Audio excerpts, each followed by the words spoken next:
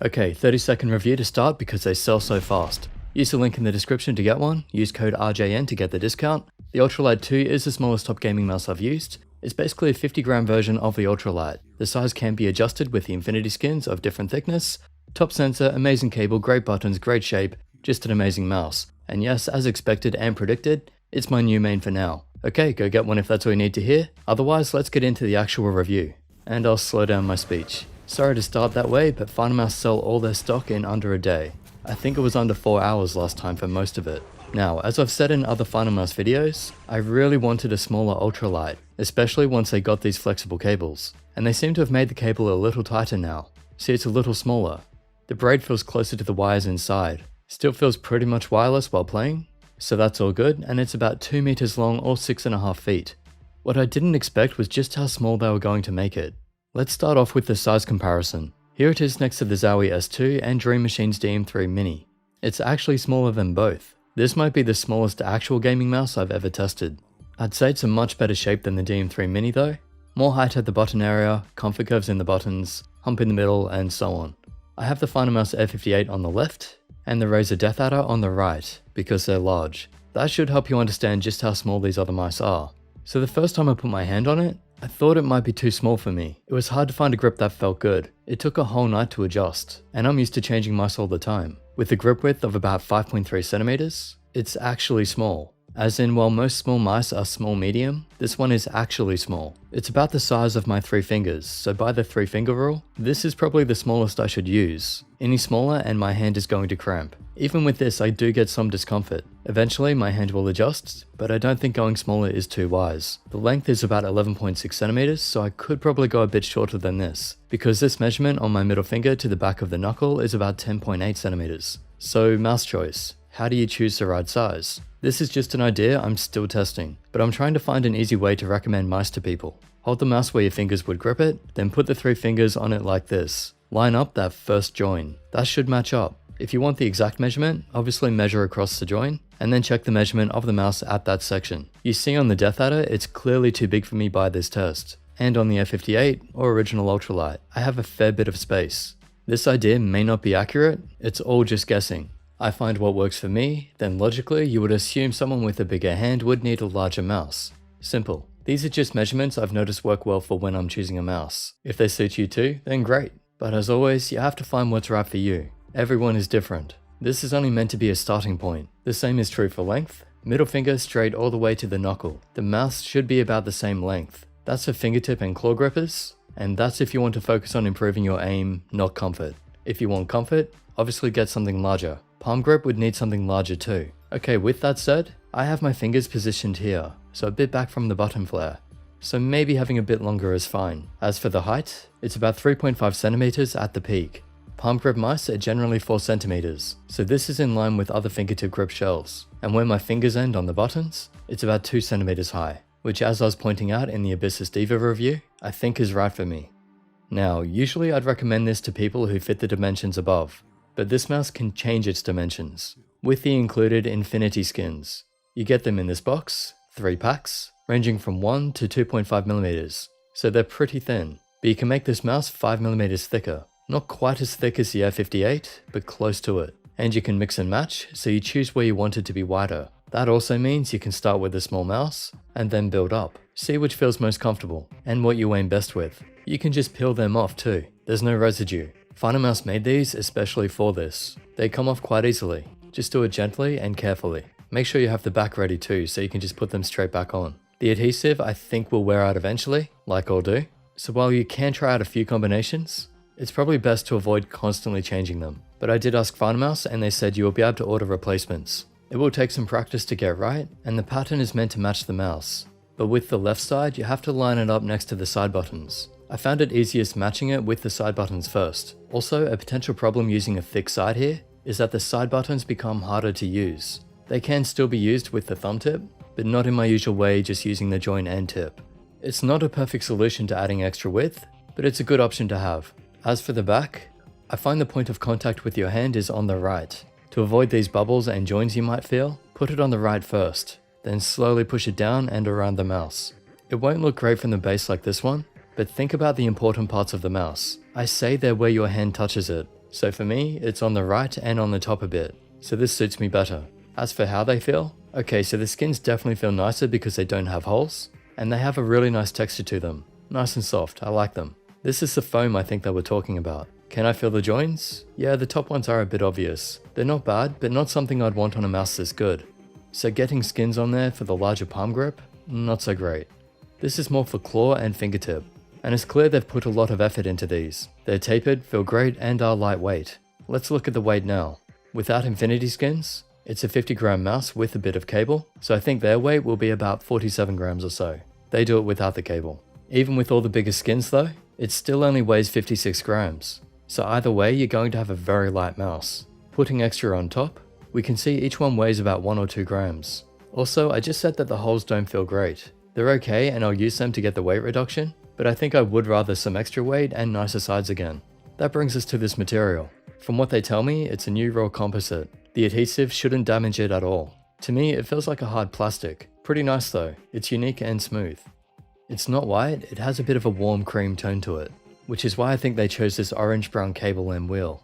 It looks great with the sunset theme, but not much else. I was more of a fan of their previous color schemes. For those unfamiliar with the Finalmouse design, here's a quick tour of the shape. It looks fairly standard, but that's a good thing in my opinion, because when companies try to add unnecessary gaming flair, they end up creating shapes that are awkward to hold. This has some subtle curvature in the sides, horizontally and vertically, so you get comfort and extra assistance with the grip as you lift it. It makes a bit of a ledge. The top is slightly rounded to fit the curvature of your palm and fingers, and there are slight comfort curves in the buttons. Looking at the base, you can see the overall flatness of the design, other than the subtle curves. This is one of the best shapes out there in my opinion because they've kept it simple, but still managed to be comfortable, which is also what I'd call a safe shape because it doesn't force your fingers into exact positions. Like the other ultralights, it's still at 500 Hz. Some say they prefer it, others say it's 2019 and 1000 Hz should be standard. I'm still of the mind it doesn't really make a noticeable difference. One argument people give is that 500 Hz has higher latency. So let's look at the latency. Here it is compared to the G903. In the human latency test, I found I was more consistent on the Ultralight 2, but in the bomb test, the G903 performed a little better on average. I also tested against the Zowie S2, and from what I can see in the testing, there's not really an extra delay. You can argue that this isn't 100% accurate, and you'd be right, but I feel comfortable using it in game, and I don't feel like it's messing with my timing at all. It's up to you if you want to care about this. Another potential problem I've heard people bring up is the wheels breaking on previous mice. Finalmouse have said the entire thing has been reconstructed. The wheel definitely feels different now. The side buttons have a more consistent click too. The main buttons have been updated to feel faster, but the ones on the F58 were already pretty great. So this is a slight improvement if anything. But speaking of the buttons, let's do the sound check.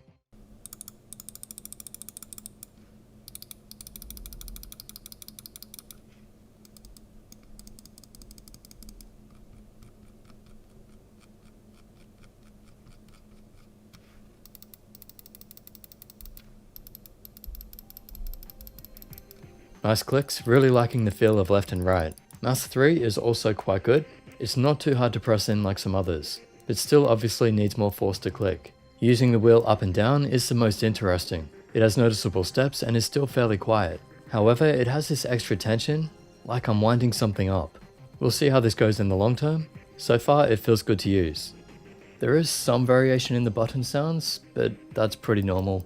Unless you get one that's actually really bad, it's not worth worrying about. So if it's hindering you in game and you can really tell the difference, then yeah, maybe consider a return or get a refund, but otherwise this is on pretty much every mouse.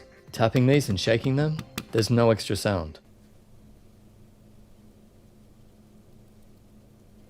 They seem really well made, especially considering how light they are. As always, I'm sure they can be broken if you squeeze them really tightly, so don't do that. I've only had the mouse for about a week. I can't test for long-term use in that time. We won't know if there are any problems until much later. As always, if you can't get a return or a refund, and you're afraid of something going wrong, don't buy it. It's a bit of a luck game when it comes to products. All companies get defective units, and some just break. Not much we can really do. Anyway, the feet are new too. They're meant to give some extra control, but it's such a light mouse, I don't think they will do much. They do glide well though, that's the main thing. There were some complaints about shipping times. They were clearly too optimistic about how fast they could ship 45,000 mice. And apparently there are more mice this time. So if you're going to place an order, please be aware of how long it may take to get your copy. I don't know how long, that's not my job. Just want you to know there could be a huge wait. There's no software on these mice, just the usual DPI steps of 400, 800, 1600 and 3200. And for sensor performance, they're still using the 3360 in this one as far as I'm aware. I've tested the sensor so many times it's not worth going over again. The review is already running long, but yes, it's still a top optical. I didn't find any issues. If you want to see my testing, I'll leave a link to the video in the description. I'll just say here the lift-off distance is under a DVD. Now for the conclusion. I've been waiting 4 years for this to be made. A small lightweight mouse with a top optical sensor, great shape, super flexible cable, low latency buttons, smooth feet and everything else I've mentioned. I'm not going to call it the end game because there are always ways to improve and change. My motto in life is always forward, but for now I'm satisfied. All the other mice feel too big and heavy to me now, even the S2. It really is that small. And you know how you get a product that's so good it actually makes you want to play more? This is it for me. And the more I play, the more I love it, and the less I want to use other mice. I really hope they continue to make this one, so everyone it suits can get one. There are always sellout claims when it comes to praising Finalmouse products, but there's not much I can critique on it. Pretty much in every video, this is what I've been asking for. It won't suit everyone, but it definitely suits me. I love this thing. I will caution you again that it will take some getting used to. It's tiny. It took me a while to adjust and my hand is only 18 by 9 centimeters, or thereabouts. My aim has definitely improved. I feel free with this. Even when my head isn't quite in the game, I find myself hitting these crazy accurate shots. And that is because it's a very small mouse with a lightweight design, and it fits my grip style. I've been playing Quake for almost 21 years at this point. I've tried so many things to improve at the game in that time. I assume you're here for my experience. And there are certain things you just know by playing games a lot. And with all that experience, I can see I'm hitting shots I just wouldn't hit usually, even with the Zowie S2. This mouse isn't for everyone, but for those who will suit, if they put in the time, I think they'll play on a different level to what they would have with other mice. This one is special. I'm sure the people with large hands felt something similar with the F58. So glad we finally got a small version. Apparently the price is higher on this, but honestly, as it's the best mouse for me right now, I would gladly pay for it. I used to spend $100 on Death Adders and they were okay compared to this. This isn't a sponsored video. By law, I would have to tell you if it was, but it isn't. Finalmouse have never given me money to say anything or told me what to say. These reviews are always my own thoughts. I just really love this mouse. That's why I asked for it for so long.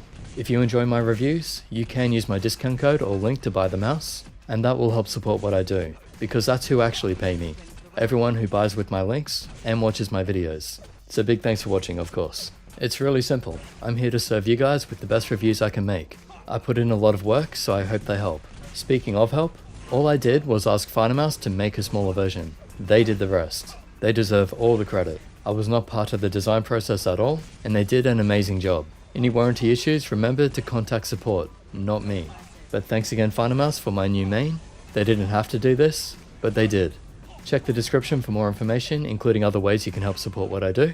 And if you made it this whole way through, again, big thanks for watching. This video is huge. For my standards anyway. And as always, subscribe, like and share this video, and I'll catch you in the next.